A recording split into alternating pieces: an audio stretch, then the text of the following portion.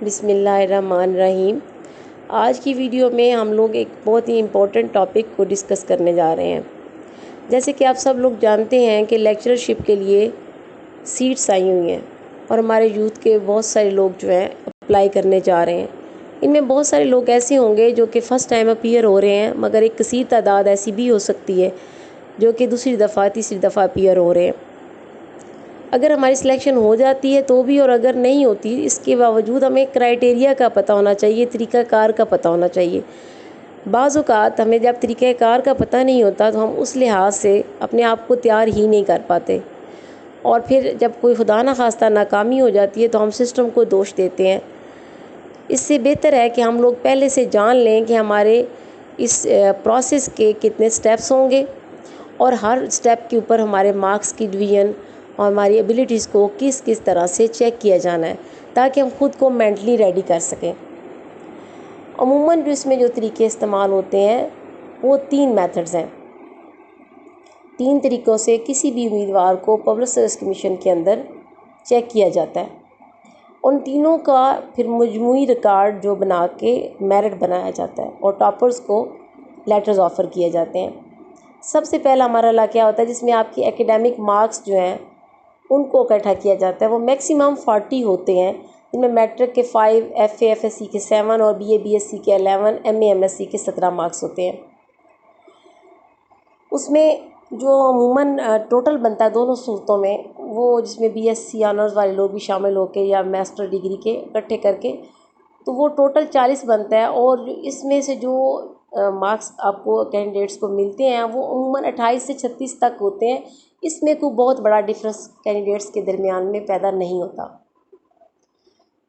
आपका written test, आपका तहरीरी test जो है वो 100 नंबर का होता है, जिसको बाद में हाफ मार्क शिफ्ट कर दिया जाता है। मसलन 100 नंबर का टेस्ट है तो उसके बाद उसमें आपने 50 नंबर लिए, तो दरअसल आपने अब कितने नंबर लिए, 100 के टेस्ट में से 60 नंबर हासिल किए हैं, तो आपके 50 में जब उसका 50% यानी किया जाएगा 60 नंबरों का, तो वो 30 नंबर आपके काउंट होंगे। उसके बाद आपका इंटरव्यू है। इंटरव्यू आपका 100 नंबर का होता है, जिसमें कम से कम 3 और 3 से ज़्यादा 4 लोग भी यानी कि बैठे हुए हो सकते हैं। जिसमें एक तो पब्लिक सर्विस कमीशन का नुमाइंदा होगा, 2 आपके रेलिवेंट सब्जेक्ट के माहिरीन बैठे होंगे, और ये अच्छे खासे एक्सपीरियंस लोग जो हैं वो उनको वहाँ पे अपॉइंट किया जाता है।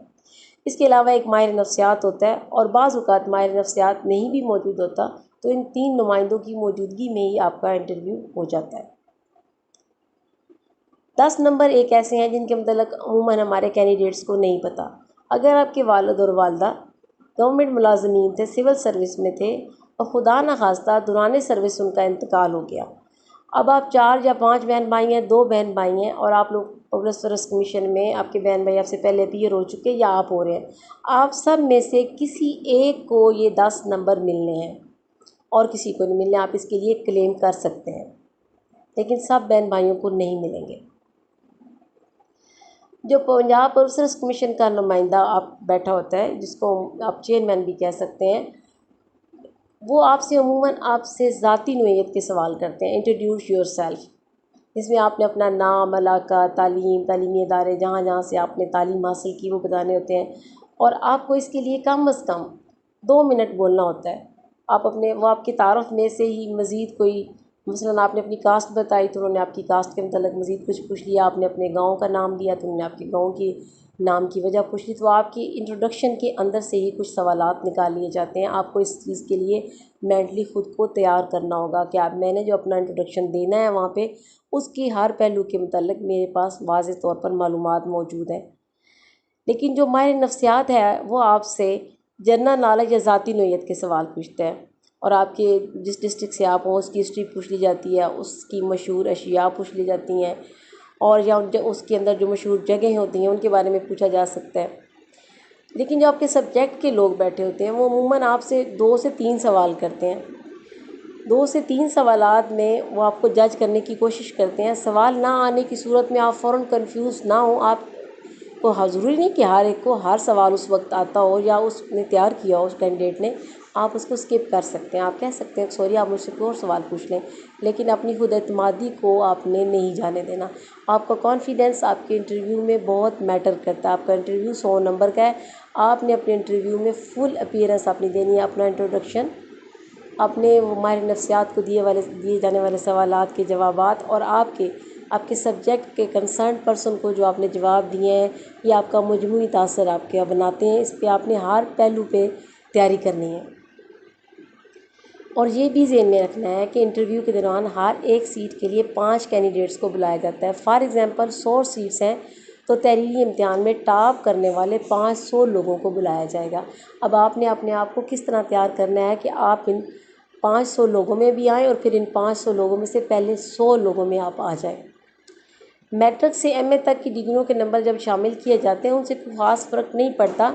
आपने उनको लेकर इतना परेशान नहीं होना। इंटरव्यू के 100 नंबर हैं और पास करने के लिए 50 नंबर होना ज़रूरी है। इन सब को मिलाकर फ़ाइनल मेरिट बनता है। आपने जब अपने रिटन टेस्ट की तैयारी करनी है तो उसको इस तरह से तैयारी आपने करनी है कि आपके साथ ही इंटरव्यू की तैयारी भी हो जाए। और इसके लिए बेहतरीन तरीका ये है कि आप लोग जो है मुतलका अपने कोर्स से यूनिवर्सिटीज़ की जो आउटलाइन है डिग्री लेवल की और मास्टर लेवल की, उन सब को देखें और इसके बाद आप इंटर और डिग्री लेवल का अपना सिलेबस भी कम्प्लीटली पढ़ें और साथ जनरल नॉलेज के ऊपर भी नज़र रखें।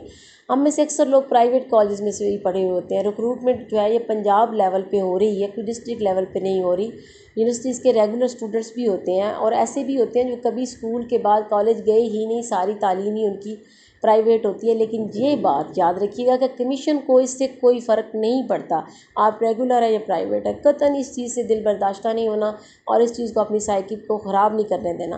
कमीशन का अपना अहलियत का पैमाना है और जिसमें फ़िट आ गया वही सिलेक्ट है। अगर आपने सिलेक्ट होना है तो आपने ये देखना है कि मेरी सब्जेक्ट की सीट्स कितनी हैं, उसके रेलिवेंट एक सीट के 5 बंदे और फिर कितने बंदे बुलाए जाएंगे, कितने कैंडिडेट्स होंगे, और आपको अपने आप को उसी तरह से तैयार रखना है। लेकिन इस सारे काम में मेहनत और उसके बाद आपका खुद एतमादी के साथ अपीयर होना और इसके रिक्रूटमेंट के पूरे तरीक़ेकार को जान के तैयारी करना चाहिए। आपको जितनी मेहनत करेंगे इंशाल्लाह ताला आपको उतना ही बेहतर रिज़ल्ट मिलेगा। लेकिन ये ज़हन में ना रखिएगा कि सिलेक्शन के प्रोसीजर में आपकी कोई सिफारिश या किसी और कैंडिडेट की कोई सिफारिश होती है। ये प्रोसीजर इस किस्म का है कि अमूमन इसमें पूरे वसूख के साथ कम अज़ कम मैं कह सकती हूँ मेरे एक्सपीरियंस में आज तक ऐसा नहीं हुआ कि इसमें सिफारिश चलती हो। ये हो सकता है कि कभी आपकी यूनिवर्सिटी के वही प्रोफेसर बाय चांस बैठे हों जिनसे आपने पढ़ा और उनको आपका याद भी हो, तो आपको देख के उनको खुशी हो जाए कि ज़रूरी नहीं कि आपसे वो जो सवाल पूछे वो आपको आता हो। लिहाजा इसे किसी भी नेगेटिव वे में नहीं सोचना, ख़ुद को प्रिपेयर करना है अपनी इस तमाम बातों को। अगर आप इस सिलेक्शन क्राइटेरिया को, सीट्स को, आपके मार्क्स 10 आप क्लेम कर सकते हैं या नहीं, अपना इंट्रोडक्शन, अपने सब्जेक्ट के मेन कॉन्सेप्ट्स को पूरी तरह तैयार करें और फुली अपने आप को हर एंगल से तैयार करें। अपने मेरिट को खुद बनाकर पहले चेक करें, अपने इंट्रोडक्शन को चेक करें, तो कोई वजह नहीं कि इंशाल्लाह ताला आप सिलेक्ट ना हो। मज़ीद जो लेक्चरशिप की तैयारी के लिए मैंने फ़ेसबुक ग्रुप भी अपने एजुकेशन के लोगों के लिए बनाया है, उसको भी आप ज्वाइन कर सकते हैं। उसका लिंक मैं डिस्क्रिप्शन में आपको दे दूँगी। और इसके हवाले से मज़ीद तैयारी के हवाले से मैं जो शॉर्टली जो ब्रीफ वीडियो होंगी वो भी अपलोड करती रहूँगी। Wish you all the best for future. इंशाल्लाह फिर अगली वीडियो में आपसे मुलाकात होगी। अल्लाह हाफ़िज़।